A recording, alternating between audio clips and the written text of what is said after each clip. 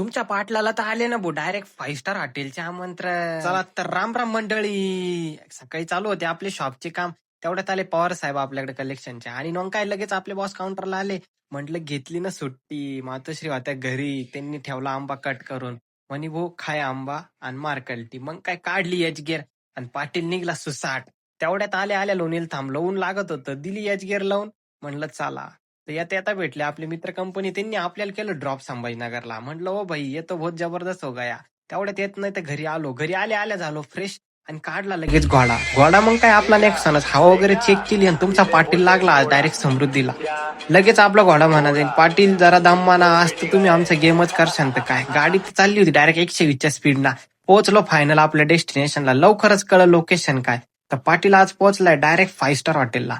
आल्या आल्या पाटलाचं लगेच सुद्धा आल्या आल्या मेबरनी घेऊन टाकलं. आणि मग काय पाटील एकदम रोवात आला रूम मध्ये. येऊन बघतो तर काय आयला म्हणलं इथं तर बोर्डच नाहीये.